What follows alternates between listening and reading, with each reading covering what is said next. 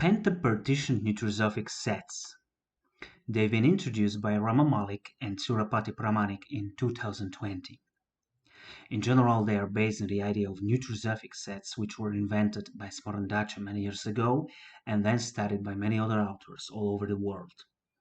And these neutrosophic sets, they can be considered as a kind of generalization of fuzziness, of fuzzy and intuitionistic fuzzy sets.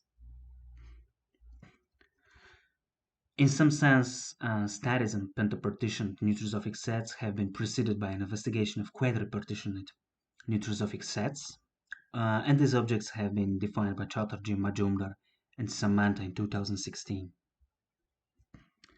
In pentapartitioned neutrosophic set, that is P and S, we have three types or grades of indeterminacy: contradiction, ignorance, and unknownness. Moreover, there are strict truth and falsity. Hence, we have five-valued logic, in some sense.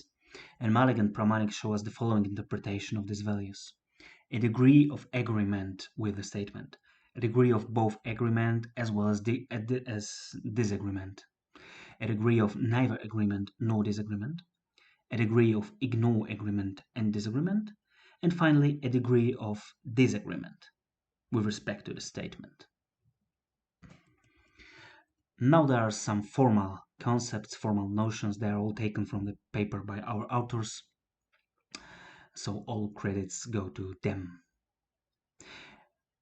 X is a non-empty set, our universe of discourse, and P and S over X characterizes each element P in X by the functions listed below: truth, contradiction, ignorance, unknown, and falsity membership, TCGUF.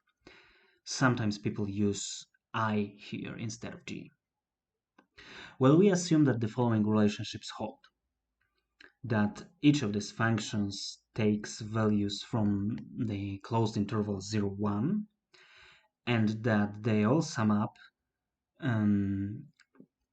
at particular P to the number not bigger than 5 and not lesser than 0, yes?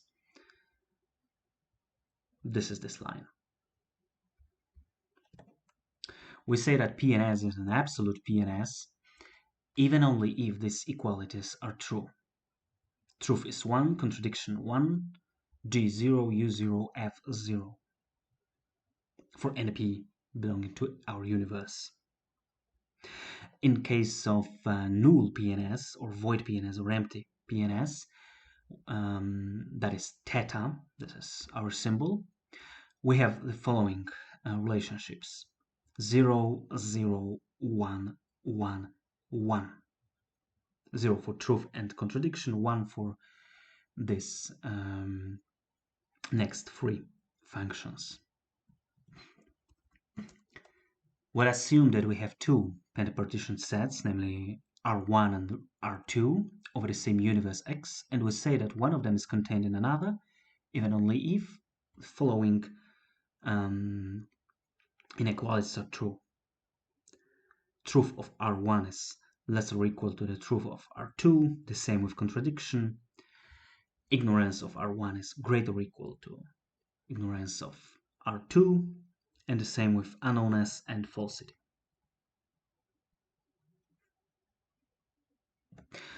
As for the complement of PNS, it's denoted by AC, or very well-known universal symbol, and its functions are defined as listed below for any P in X. Our original falsity becomes truth of complement, original unknownness becomes contradiction for complement. G of complement is 1 minus our original G. Contradiction becomes unknownness. Truth, as we can see here, becomes falsity of complement.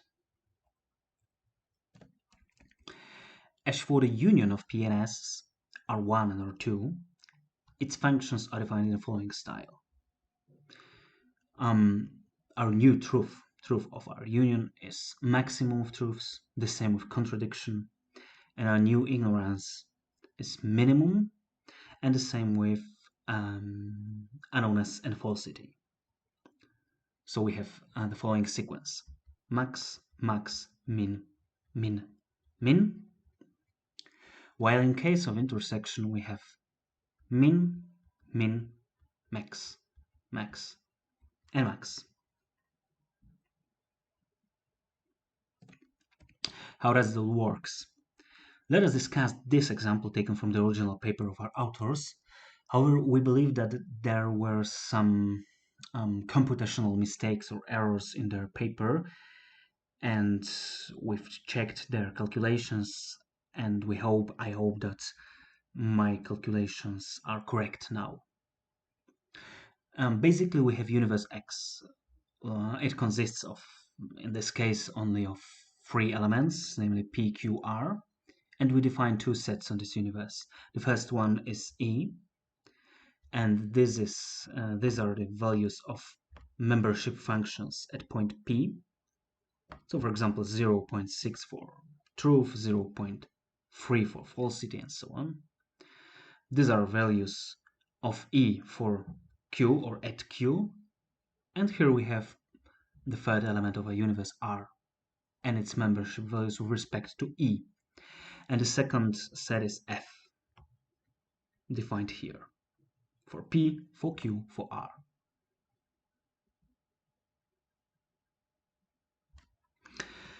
Now we may calculate, for example, a complement of E, and moreover, intersection and union of E and F. Let us check intersection. E and F for P, for example. In case of intersection, we had min, min, max, max, max. So we take minimum of 0.6 and 0.7, that is 0.6. Minimum of 0.4 and 0.2, that is 0.2. And maximum of 0.3, 0.4, that is 0.4. Maximum of this two, that is 0.3. And maximum of this two, that is 0.5. So we should have 0.4, 3, and 5. 4, 3, 5. Yes, and all these calculations are similar. Yes, you may check these computations. I hope that there is no any mistake there. One can prove that these properties of union and intersection are true. Commutativity, all these Boolean properties, associativity, distributivity, absorption, involution, contradiction, contradiction law, yes, and De Morgan's laws.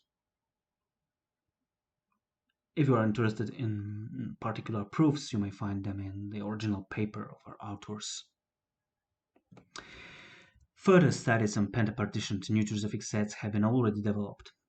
For example, Radha and Stanis Arul presented the idea of Pythagorean PNS, in which we assume that truth plus falsity is less or equal than 1, contradiction plus unknownness is less or equal than 1, and the following dependence holds, that sum of the squares of all these 5 components is less or equal to 3. And in this case, T, F, C, and U are mutual dependent. I mean these inequalities, while G is considered as an independent component. And these authors also introduced pentapartitioned neutrosophic Pythagorean topological spaces. Well, they are based on the idea of topology, but with respect to union and intersection of pentapartitioned sets.